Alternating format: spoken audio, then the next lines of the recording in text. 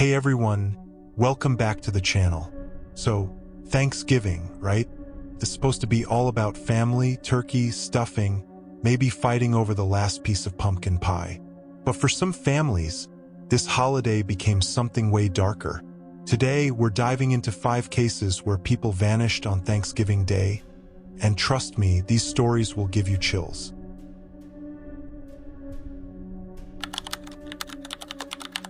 Let's start with a case that's as twisted as it gets. November 22nd, 2018, Woodland Park, Colorado. 29-year-old Kelsey Berreth, a young mom, was seen for the last time that chilly morning. And what happened next? Man, it's disturbing. The main suspect? Her own fiancé, Patrick Frazee.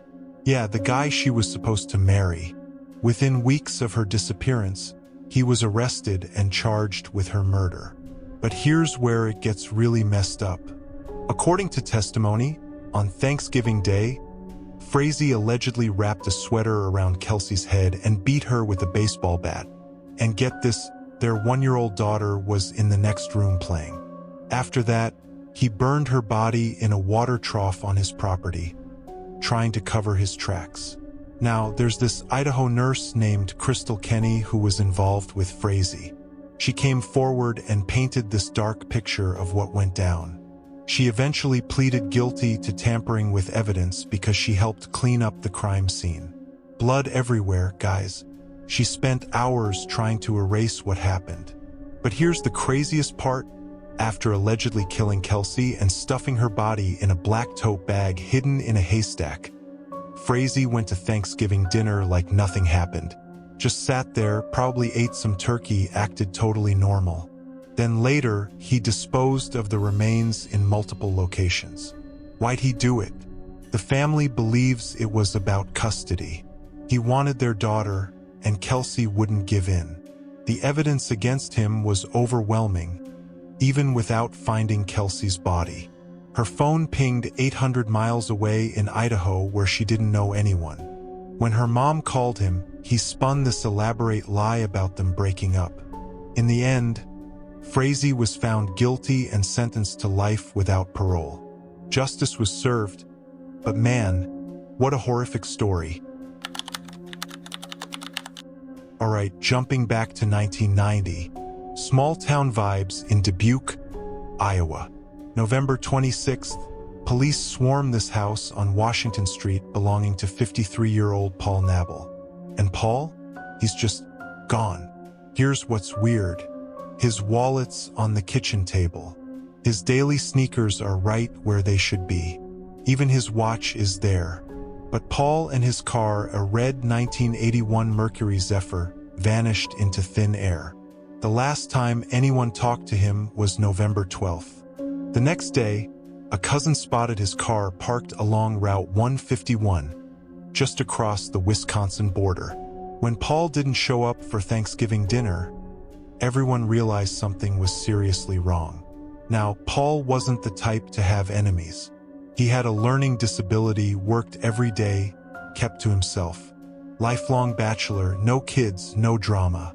So why would he leave without his wallet or shoes? His brother said something chilling. He definitely knew something bad was coming down. Police Lieutenant Scott Baxter confirmed there was nothing shady about Paul's lifestyle. Yet something made him get in his car and drive away in a hurry, leaving everything behind. For years, decades even, the case went cold. The main theory? The Mississippi River. Its strong currents and vastness could hide a lot of secrets. But recovering bodies from that river, especially ones inside vehicles, is incredibly difficult. Then, plot twist, October 2023, over 30 years later. Employees doing dredge operations near a boat ramp found a submerged vehicle in the Mississippi River. It was Paul's red Mercury Zephyr, but no human remains inside. So we got answers, but also more questions. Where's Paul? How did the car end up there? What happened that night? The family's still searching for closure, hoping one day they'll finally know the truth. Oakland, California, November 24, 2004. Thanksgiving Day. 48-year-old Cynthia Linda Alonzo was heading to her mom's house for the holiday. Same as she did every year. She left West Oakland with her boyfriend Eric Mora, headed to San Francisco. But Linda never made it to that Thanksgiving dinner. And when someone who never misses a family gathering suddenly doesn't show up, you know something's wrong. All evidence pointed to Eric, the last person seen with her. He denied everything, offered no answers. But the prosecution built their case, and in March 2012, Eric was convicted of second-degree murder and sentenced to 15 years to life. No body, just evidence. Then things got weird. In 2016, a state court threw out his conviction because the trial judge wouldn't let Eric suggest someone else could have done it. But later that same year, the guilt got to him. Eric confessed. He even gave a general location where he'd hidden Linda's body. Investigators searched, found nothing. 2017, he's back in court. With his confession on record, he's reconvicted and sentenced to 11 years. But still, no Linda. Fast forward to May 2019. A work crew at 7th and Maritime Streets is doing some work when they find something buried underground, wrapped in tarps. It was Linda. After 15 years, she was finally found. The deputy DA said it best. It was a long, long road to get here. Finally, Linda's family could lay her to rest properly. At least they got that closure. This one's heartbreaking, guys. November 23, 1977, Wilkinsburg, Pennsylvania. 6-year-old Beth Barr, this sweet kid with an infectious smile, was excited about Thanksgiving break. School let out early. Usually, she'd walk home with a friend. But that day, her friend's mom picked her up, so Beth walked home alone. It was a short walk, one she'd done many times before, but she never made it home. A neighbor saw her talking to a man in a blue sedan with red and white license plates. That's the last confirmed sighting of Beth alive. Authorities believe the man abducted her right there. Her dad? He was a cop on the Wilkinsburg police force.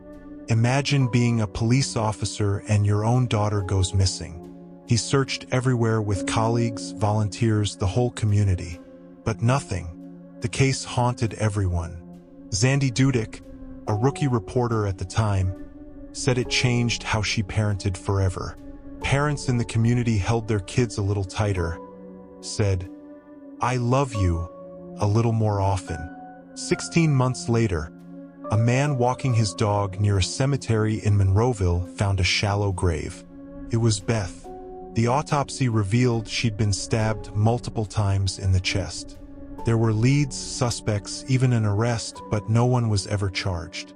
That blue sedan led to a rental agency, but it was another dead end. Over 40 years later, this case still haunts Wilkinsburg. Beth's mother, Donna, spoke publicly for the first time after 4 decades, saying she never wants anyone to forget her daughter. And honestly, in a tight-knit town like that, no one ever will.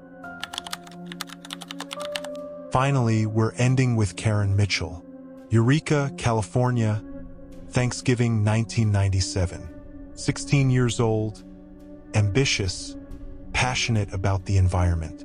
She had her whole life ahead of her. Karen's parents divorced when she was a baby. At 13, she moved in with her Aunt Annie in Eureka for stability. She thrived there, excelled in school, and was planning for college with dreams of environmental science. Thanksgiving break, her junior year, she spent the morning talking to her mom about college plans. Everything was exciting, full of possibilities. November 25th, around 2:45 p.m., Karen left her aunt's shoe store at Bayshore Mall to walk to her job at a daycare center. About a mile away, she was last seen walking toward Sonoma Street. She never made it to work. A retired police officer reported almost getting into an accident with a light blue 1977 Ford Granada. He saw a girl matching Karen's description get into the car. The driver, an elderly white man, maybe 60 to 70 years old, large nose, glasses, small build.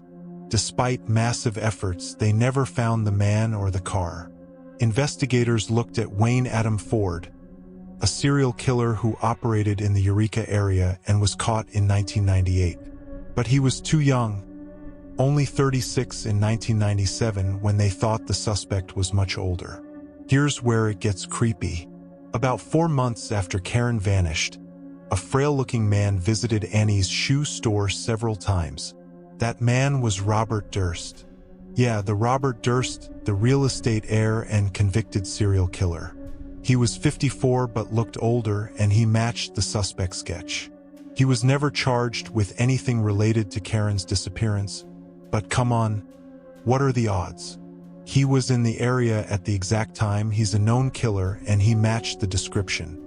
Durst died in 2022, possibly taking whatever secrets he had to the grave.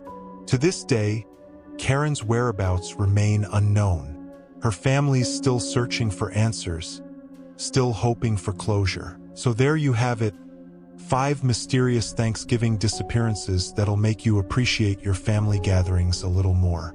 These cases remind us that sometimes the people we trust most can be dangerous, and sometimes evil strikes when we least expect it. If you enjoyed this video, smash that like button and subscribe for more true crime content. Drop a comment below and let me know which case shocked you the most. And hey, stay safe out there, especially during the holidays. I'll see you in the next one. Peace.